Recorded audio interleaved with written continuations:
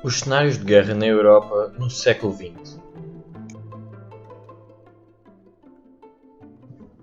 O romance situa-se num ano historicamente crítico, 1936, ano decisivo para o desencadear dos acontecimentos fatais que conduziram à Segunda Guerra Mundial. Ricardo Reis, na sua forma impassível de ver o mundo, sente-se perdido nessa Lisboa revisitada, debatendo-se durante 9 meses neste labirinto que é um país de marinheiros naufragados em pessimismo e corrupção.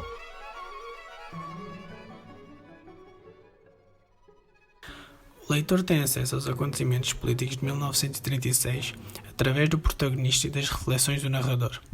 Ricardo Reis testemunha vários acontecimentos, lê várias vezes os jornais, compra mais tarde uma telefonia e dialoga com Fernando Pessoa sobre a situação política de Portugal e da Europa.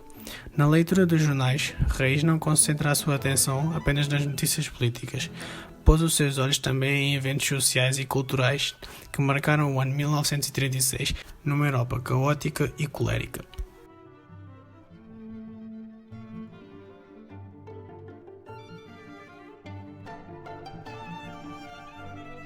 Durante o século XX, mais precisamente durante os anos 30, diversas crises económicas levaram ao descontentamento do povo e motivaram diversas manifestações de trabalhadores, que conduziram ao poder as chamadas Frentes Populares, constituídas por movimentos socialistas e comunistas.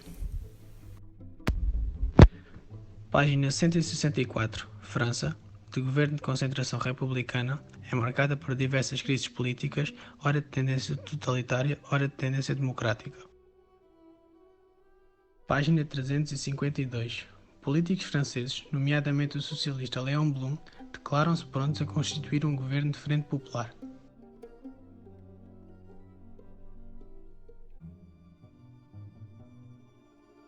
Página 415. França vive um tempo de instabilidade e de mudanças políticas, tempo esse que é vivido com muitas greves que demonstram a revolta e o descontentamento do povo em relação às políticas da época.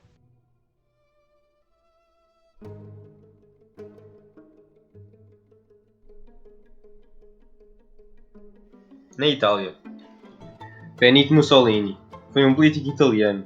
Foi o líder do Partido Fascista. Foi fundado no final da Primeira Guerra Mundial. Em 1925 instalava-se a ditadura fascista na Itália e o fascismo começava a mostrar a sua verdadeira face.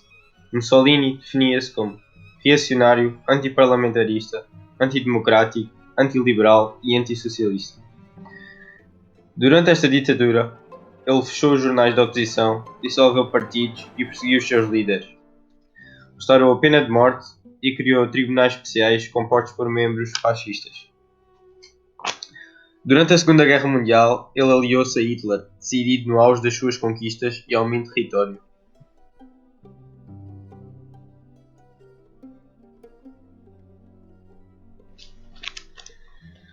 A Segunda Guerra Italo-Etíope foi um confronto envolvendo o Reino da Itália e o território etíope, ocorrido entre 1935 e 1936. Os italianos estavam decididos a concretizar o sonho de restabelecer o Império Romano, quase 1500 anos depois do seu colapso. Em cerca de 8 meses, com uma força muito bem equipada, os italianos conseguiram tomar o país africano, terra que passaria a ser chamada de África Oriental Italiana.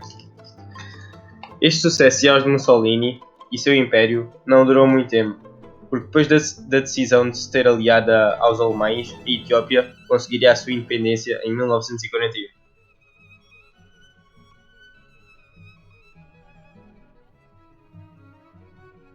Adolf Hitler assumiu o cargo de presidente da Deutschland desde 1933. É nomeado líder da Alemanha nazista até 1945, também ano da sua morte. A Alemanha é bastante mencionada no livro O Ano da Morte de Ricardo Reis, pois a voz de Hitler é uma das vozes mais poderosas na Europa, como podemos verificar na página 330, que Hitler afirma, como se a abóbada de um templo se fechasse sobre a cabeça de um povo alemão. E as suas palavras chegam a toda a Europa. Página 165. A Alemanha será pacífica e amará a paz, como jamais povo algum soube amá-la. É certo que 250 soldados alemães estão prontos para ocupar a Renânia e que uma força militar alemã penetrou há poucos dias em território checoslovaco.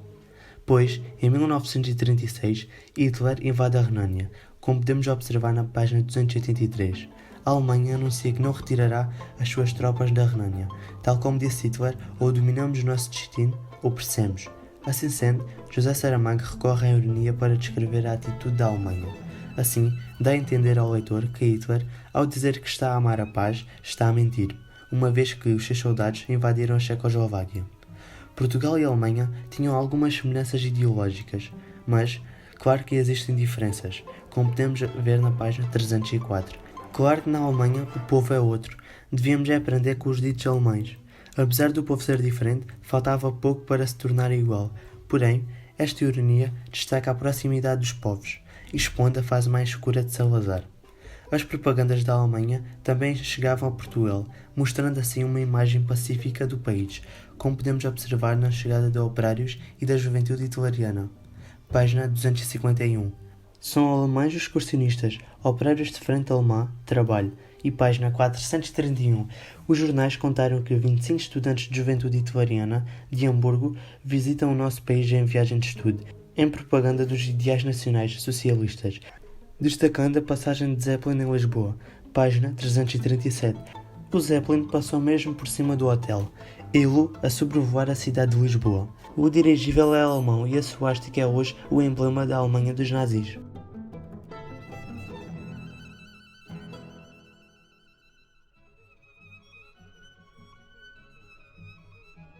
Em Espanha, uma guerra civil é desencadeada em 1936, motivada pelas fortes rivalidades entre os partidos políticos de esquerda e de direita. Com a vitória dos comunistas nas eleições e para tentar fugir a estas instabilidades e conflitos, algumas famílias espanholas imigram para Portugal e hospedam-se no mesmo hotel de Ricardo Reis, o Hotel Bragança. Vários generais começaram a planear um golpe de Estado, nomeadamente o general Francisco Franco e o general Manuel Godet. O primeiro-ministro recusava-se a acreditar nos boatos de que um golpe se aproximava, mas a verdade é que o golpe veio mesmo a concretizar-se. A guerra estende-se até Badajoz, onde as tropas nacionalistas começaram o assalto. Quando a cidade se rendeu, todos os que tinham resistido foram levados para a Praça dos Touros ou para próximo do cemitério para serem decapitados. Esta matança levada a cabo por Francisco Franco é um ato de extrema maldade, uma vez que foram quase 4.000 o número de vítimas mortais.